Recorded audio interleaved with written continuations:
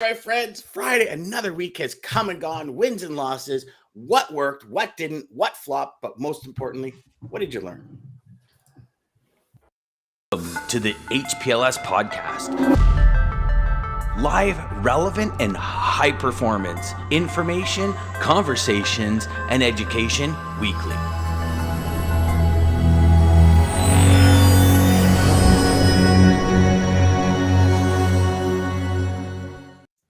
Jed's wins and lessons today. And you know what, DJ? I just realized I never changed this.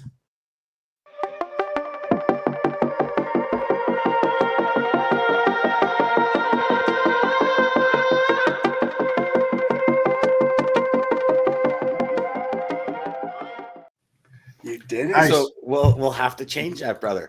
We have our first good morning here because Jeff automatically loses because he's on the show. Congratulations, Lisa. Congrats, Lisa.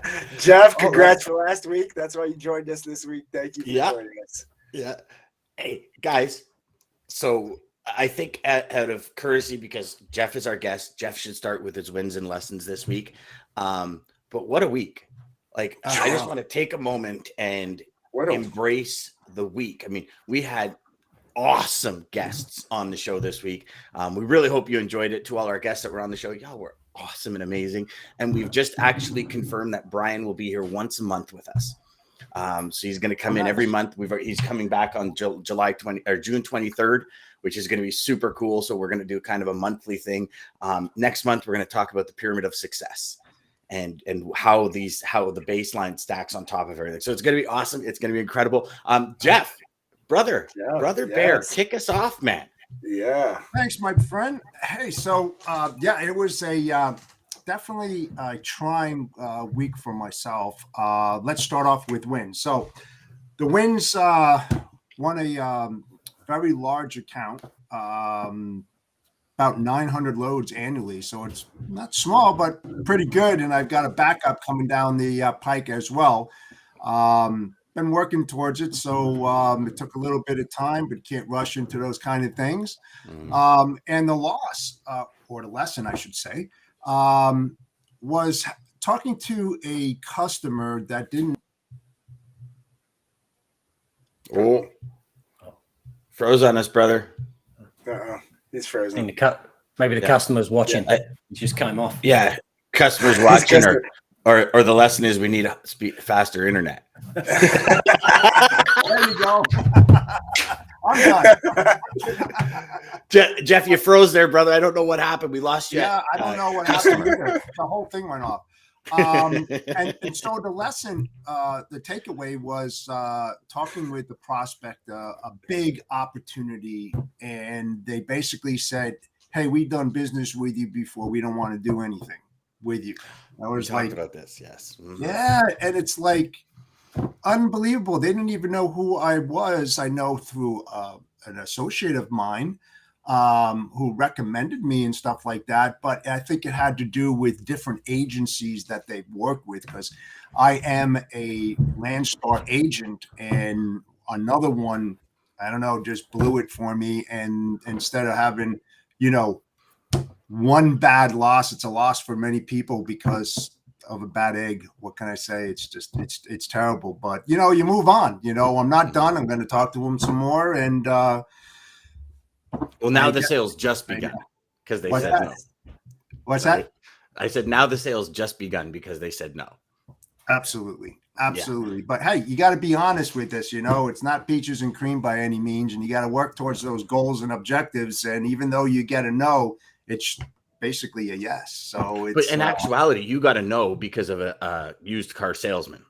Yes, pretty much. Your no came because somebody else that happened to be a Landstar agent gave them a bad taste in their mouth, and then it's kind of snowballed down to you. Because when we were speaking, you were like, "Dude, this account was almost a go," and then somebody above the guy you're dealing with says, "Whoa, hold on, this name on paper is allowing previous issues to dictate their future decisions," which I don't know. I mean, I guess a lot of people do that. It's crazy. It's nuts. And, we discussed this before. There's a lot of unethical people out there that are dishonest, and their integrity is, through the floor. They don't really care. And it's all about the almighty through the floor. dollar. I love that analogy, brother.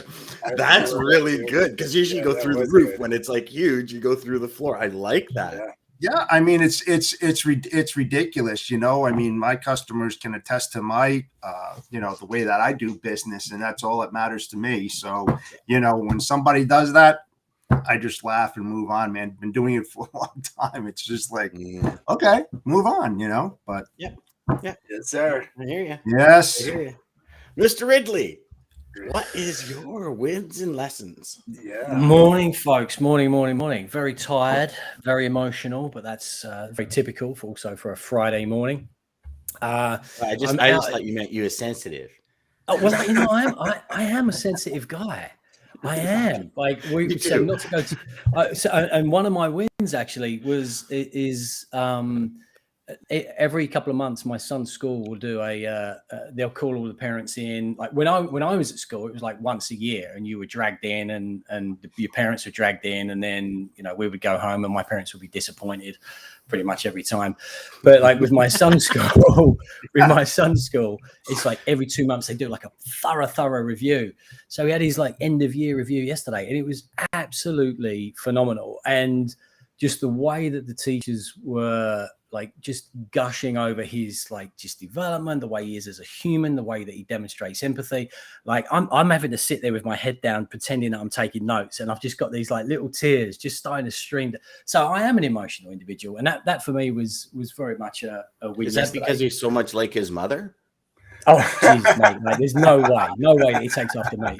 Anyway, straight. Like, and again, not to monopolize as I usually do, but like my wife is a straight A student from the day that she was born right the way, through to now. I think one time she got an A-, and that was like devastating, and she had to, spend weeks getting over it. When I remember telling her one time, I came home from school and I said to my parents, like, I got a D. And my wife was like, "Oh Christ, what happened? Did they like beat you? Were you like grounded?" I'm like, "No, that was the best score anybody had ever got in my family. My dad was popping the champagne. That was a win for us." So anyway, that just goes to show that I was an idiot at school. So hopefully I'm not like that in the office. But Jeff, something you just said there, it cracked up on me a little bit. I don't know if that was you or my side where I'm at, but it made it sound like somebody had a bad experience with your company, and that left a bad taste in their mouth, and that is then reflecting, if you will, on you. And that for me is again, it's not necessarily a lesson, but it's a reminder that whoever you're dealing with, just bear in mind that at some stage they might move on somewhere else as well. So if you treat them badly, that company is already now like hating you and everything about you. That individual will also move on and will hate you as well as that new company will, even though you've never really dealt with them. So that's a real, for me, it's just a good reminder that such a great point. Giving anything less than 100% of what you possibly can is, it's not gonna work for you. And other wins this week. We've won another bunch of business this week. It's really taken off. Strangely, individuals as well, like buying houses internationally. All of a sudden, we're starting to get these recommendations coming through. So, like today, we did a trade for somebody in Switzerland. They're buying a house in the UK, so they sold a bunch of Swiss francs and bought a bunch of sterling to close on a house today. It's really bizarre. So that's it's been really a good week from that perspective. Other lessons: don't rush in. So and it's okay to say no. Boy, is that a life lesson though, man? Right? Don't rush in, because I think we rushed in with good intentions to help somebody. They were in a bit of a pickle. And by doing so, like not all of the ducks were in a row, and so it didn't work out as well as it probably could have. Not through necessarily any fault of our own, other than the fact that we rushed in. And I should have stood the line and said, look, we just can't help you this time around. We, as much as you say, look, I'm going to try and help you, and here are 1,000 caveats as to like what can potentially go wrong. All anybody's listening to is, you can help me. None of the caveats are listened to. So, we rushed in to something to help somebody, and maybe we should have just said, look, we want the business, but we should do it the right way. So that's like the theme in transportation, buddy. Friday afternoon, last minute, customer calls. You're like, yeah, I'll do it. Gets stuck at customs. It's a complete nightmare over the weekend because we didn't, as a sales rep, we didn't stop and say, whoa, I got a third of the ducks I need in order for this pack to cross the street. And exactly. Yeah. Oh yeah. Or you take that one load that you shouldn't have, and you're like, oh well, this is a customer I've been working with, and you're like, no, I shouldn't have taken that. It's kind of like, how many golf swings have you said in your head? I'll fix it on the way down. Right. Right. Exactly. You get to the top of your swing and you're like, this doesn't feel right at all. You're like, I'll fix it on the way down. Cause I'm a professional golfer. Right. And it's just, you're all over the golf just because you fix it on the way. It just doesn't work. No, man. Don't. Hey, you know something? Another lesson, Mark, is that, hey, look, it's not always, gravy doing this kind of work, but you can't take it to heart, man. You can't take it. Look, I still have hair on my head, after all these years, tribulations and everything like that. I mean, seriously, you have to move on. You can't just get honed in on that bad experience and let that define who you are and what you're all about, man. You got to move forward, So DJ, take your hat off for a sec. Take your hat off for a sec, DJ. So what's your secret, Jeff? Because you're three guys here that have very little. We're follically challenged, to say the least. He doesn't have 5 kids and a grandkid. That might be one secret. I only have the one child. Same here. Yep. 2. There you go. Go. DJ's got us beat by 3-fold. Us combined is him times a 0.5. Plus he's a grandpa. Competition I wanted to win, by I love it, but it's not a competition I wanted to win. So. You got to learn every day. You got to learn every single day. That's what I love this industry, man. I'll tell you, it's always it's challenging. It's fun. You get blindsided every single day. No 2 days are the same. There's no way, man. In all the years that I've been doing this, you can't wake up in the morning and think that yesterday is going to happen again today. It's not. It's going to change. Isn't that one of the best things about this industry? It's great. It's fantastic. It's fantastic. And meeting all the new people. Exciting, really. It is. And you meet all these new people and you help them, with solutions and solving their problems and attacking it from different ways that other people don't do. I mean, that's what it's all about, but it's a shame that a lot of people just look at that dollar, that money, and then they forget about why they're doing this kind of business in the first place. You got to take care of that customer. They're the most important thing. Well, you know what, Jeff? It comes from a lot of the recruiting. It comes from a lot of the recruiting processes. I mean, I can remember hundreds of salespeople being walked through the office, shown the top sales reps. Oh yeah, this guy made 1.3. This person did this, and it's like that. You got to put in a lot of effort and energy, and almost, I think in general, for the most part, I mean, there's some companies that are straight down to earth, but for the most part, there's this, there's millions to be made here for very little work. Like if you look at, and I know, Jeff, you and I talked about this months ago. Like if you look at some of the people selling sales courses or selling dispatch courses, become a dispatcher and, you can work from Mexico with a laptop and a phone and make, $100,000. And it's like, yes, there is an element to that because being a salesperson, you can work anywhere in the world you want, as long as you're selling, communicating with your home base and moving freight and being of value. But there's so many pieces of the puzzle that are not told to salespeople in the hopes to get them in. Because our industry, especially now, is probably one of the toughest sells you will ever make. Because as we've had customer after customer on the show, they can't be wrong. They have no more time to test. This has to be right on the get-go. Yep, just like Greg said. Yep. Well, like Greg said, and then even, John seconded it this Yep, week. absolutely. And it's like we have to be at the top of our game. And here's the thing. People want to deal with professionals. I ask all of you, you're going to hire somebody. Do you hire the non-professional or the one that seems more professional and knows what they're doing?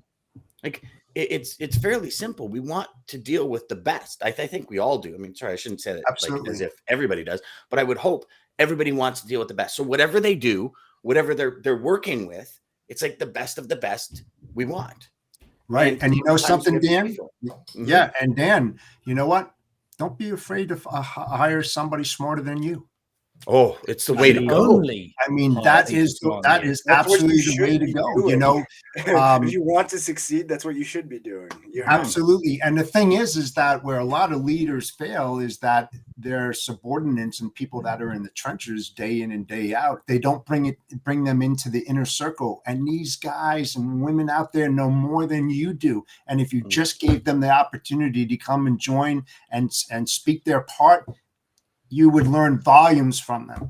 Volumes.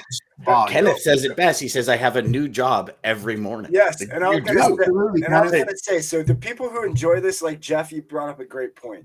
It's the out of the box thinkers, the creative problem solvers. That's the people who really enjoy this industry, like Kenneth said, because it's always even the same load. There might be something that changes, something that goes different. Same lane. I mean, it's always different. It seems like every load, there's always so many variables. You have no clue what's next. And can I make a bold statement for everyone? It's okay. Can I do that? Okay, I'm gonna do it. I thought. Okay. Hold on. Okay. I forget that comedian, but he was funny. Pesci. Leo Getz. Yeah. Okay. That was on Lethal Weapon. Mel Gibson. Lethal Weapon. Leo Getz. I love that. Way to go, Mark. Okay, bold statement. If you don't love what you do, and if you're not here to help, get the fuck out of the business. Get out. Yeah. So, and the reason I say that with all due respect is because really it comes down to what Jeff just experienced this week. Like if you are not in this game for the long run, please do yourself a favor. I'm sure I've told you guys a story when I was a sales trainer. I, gave this motivational, inspirational speech to this guy on a Friday. He comes back on a Monday, hands his resignation. I go, well, what do you mean? He goes, yeah, you taught me that this isn't what I want to do. He went and became a police officer. But it's like, right, police officer salary to salesperson salary. Like you're talking, but it's what he wanted to do, right? It's what he loved. Was his passion. So if you're not passionate about this industry, and if you're not willing to put in the work to get to the point where you can serve at the highest levels possible and give our industry a great name, please get out and let the professional step in, as opposed to doing what happened with Jeff. Something otherwise an agent you're giving, for a corporation. You're giving Landstar a bad name. You're giving 3PLs a bad name. You're giving brokers a bad name. You're giving everybody a bad name. And I'll tell you, here's the thing. You go in to be an agent because you hear about the money, right? Like, think about it. If you're going to be even a cradle to grave or whatever the case is, it's like, it's the money. Like, how many of you got into this industry? Well, Jeff, maybe you're a little bit different because you were on the shipper side. But I got into the industry because I was told about the kind of money I could make. DJ, same thing. Most people that get into this industry, it's because of the dollar.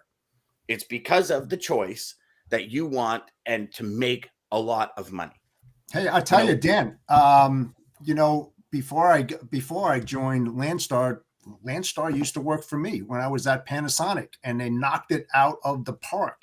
And I had other companies that I was looking at, but Landstar is a great company. They do a lot of good things. It's a shame that they get a bad rap, but they've done a great job for me, and that's why I became, a certified intermodal agency for Landstar, and it's been great. It's just a shame that sometimes these unethical agents, not just for Landstar, it could be TQL, it could be C.H. Robinson, it could be anybody, they think they're hiring somebody that has that talent and is going to be ethical, and they're not. They're quite the opposite, and they just give companies the bad name, and it's a shame. It's a real shame. I mean, if you look at the agent model, right, it's a back end, like with Landstar, it's a network.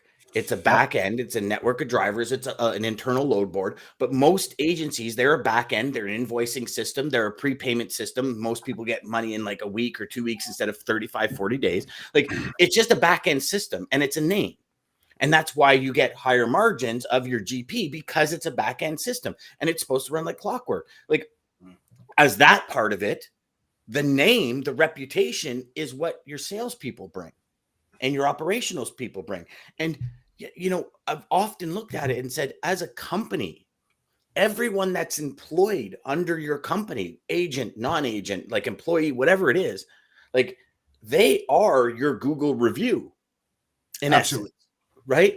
And it's like, we really need to pay attention. I mean, I told you guys, I'm sure I've told you guys a story. Like I remember sitting down with salespeople that were hired and saying, okay, what is it you really want to do? I want to own a bakery. And I'm like, what are you doing in logistics? Oh yeah, no. In 2 years, I'm owning a bakery. Oh no, this is just a stepping stone. I want to be a metallurgist. See that? So I'm applying to be a metallurgist every day while I'm here collecting a paycheck. It's like, why are you even here? I think that's I think that's the worst idea. I've worked with so many people like that. Got out of college, they want to do something else, but they're doing sales because it was just what everybody else is doing or what they told them. Don't do that. Don't do that. If you want to be a baker or own a bakery, work at a bakery then first, and then I mean, start with what you want to do. But right. Kenneth says again, he goes, my first year in business, I ended the year with a loss of $1,100. Without the love, I would have been out. A year's worth of working, and you lose $1,100. Like, guys, think about this, right? You think about, you know, everybody talks about, oh, Edison and 10,000 times to make a light bulb. Well, you know, let's take a step forward in the future.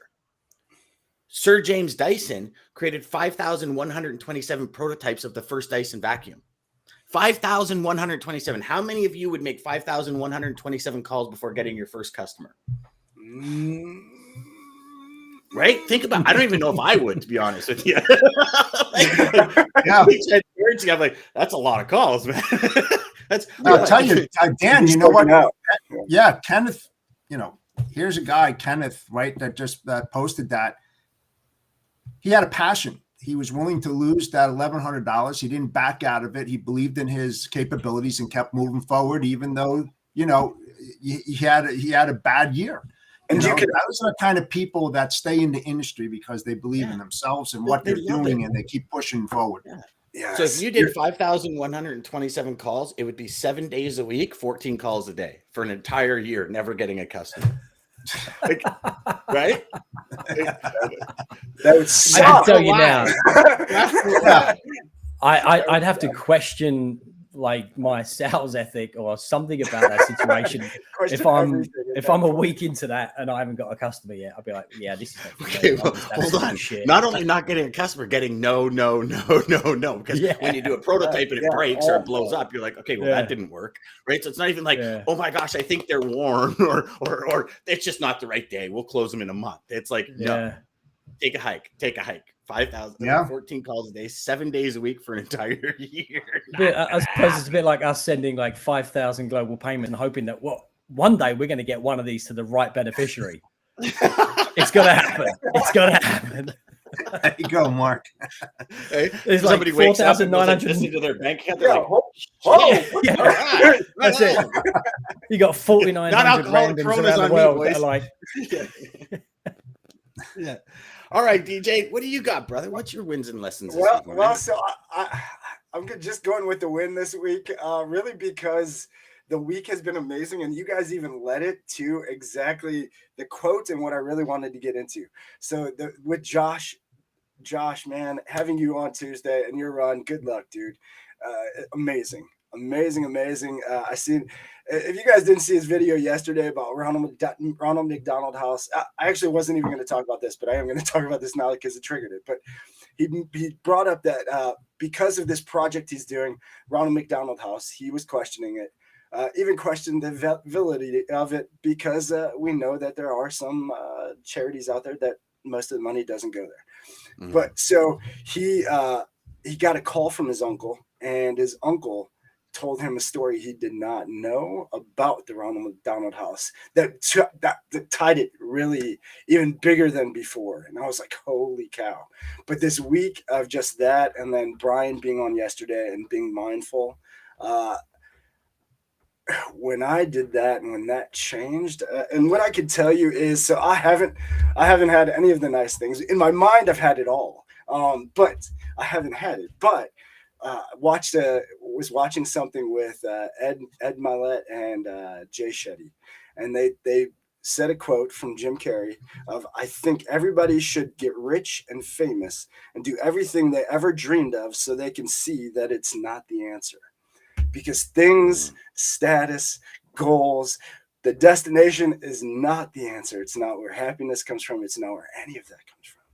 It is what you are doing and who you are affecting and helping others and how you're helping them. I cannot...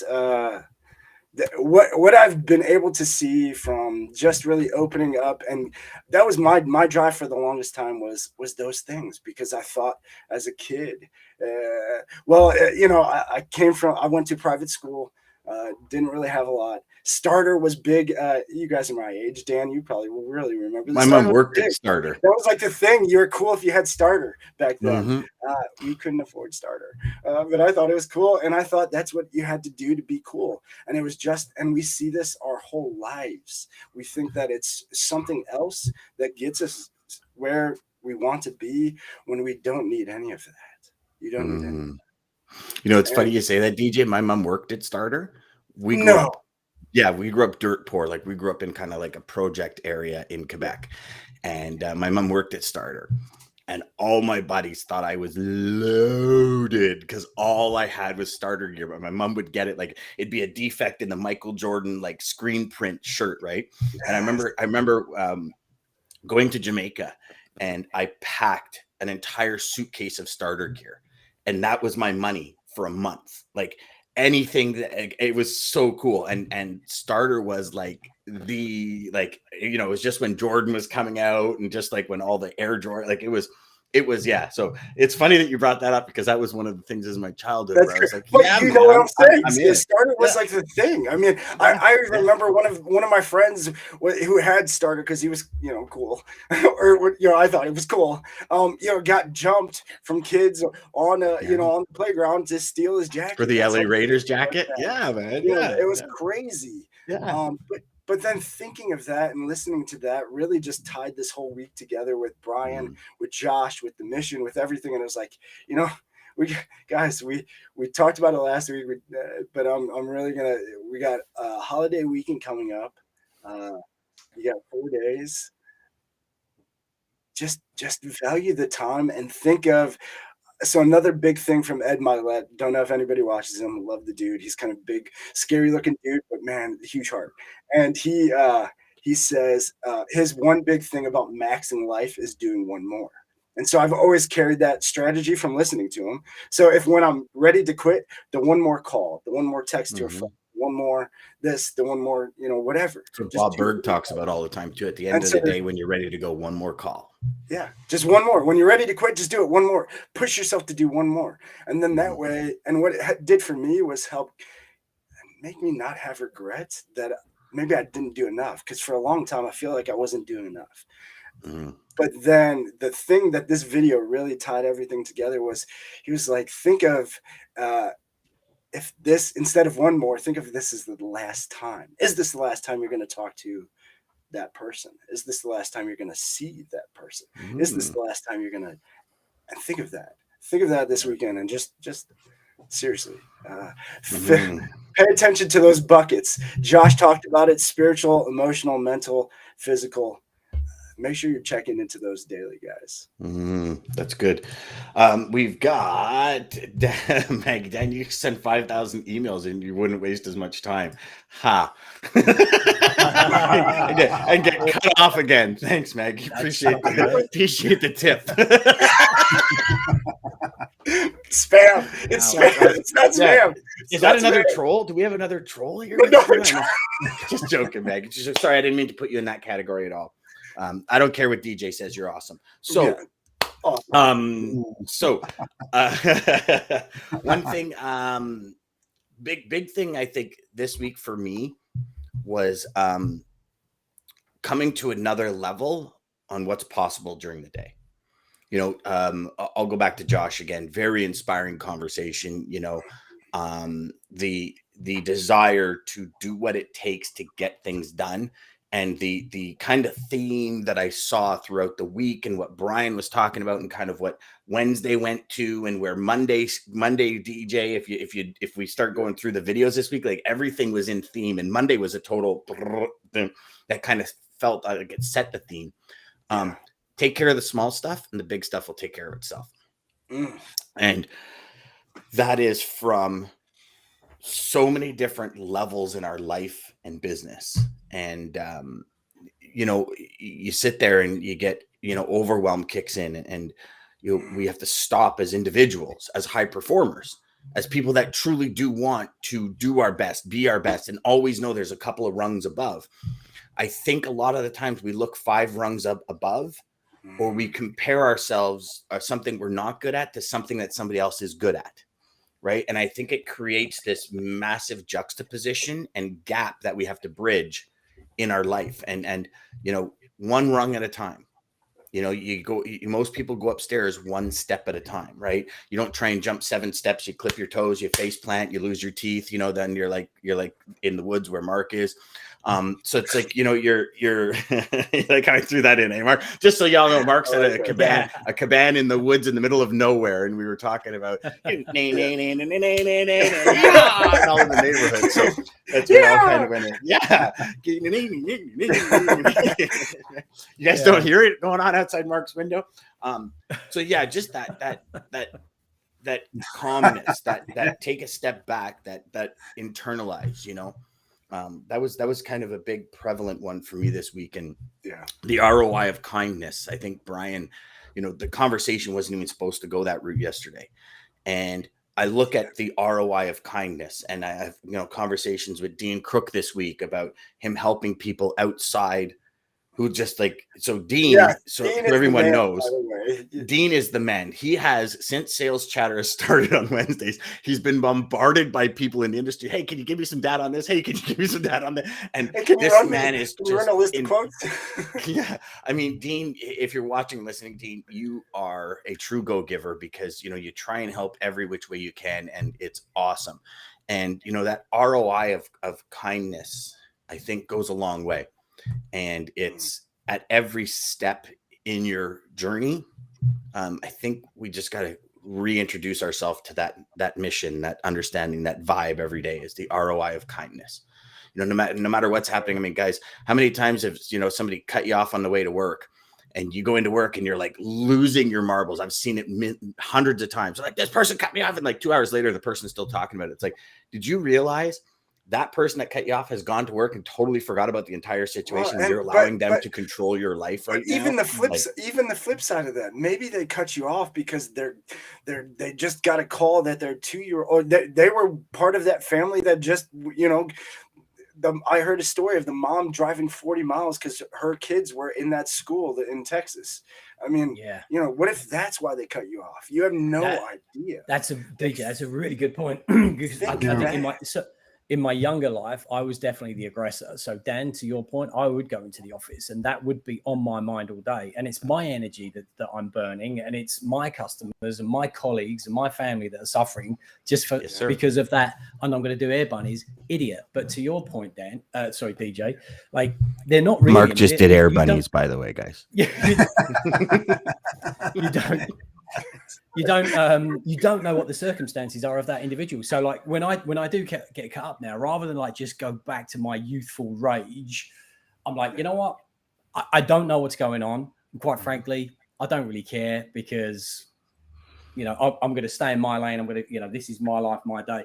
And actually, just to close out, circling back to, I think, something that Jeff was alluding to earlier on, and probably the theme of earlier on as well, about why we're doing this, not chasing the dollar. Like, I think that it's fair to say that the 4 of us have gotten to know each other quite well, and we're all very like-minded in the sense that, we are collaborative, and we do want to help. And it is not just about trying to become like multi-millionaires. And I've seen it time and time again. Probably as you get older, those that do like attain that wealth, of course, I'm sure they're happy when they're sitting on several $1 billion. But the reality is, like, for me, like the chase is gone. Like, I'm not going to turn down a lottery win if like somebody says there's 250 million bucks. Don't get me wrong, but you're going to be sitting there at the end of the day, or I would be anyway, thinking like, well, what next? Like, the hustle is gone. Like, I enjoy the hustle. I enjoy that kind of like, you know, that graft, because that's all I know.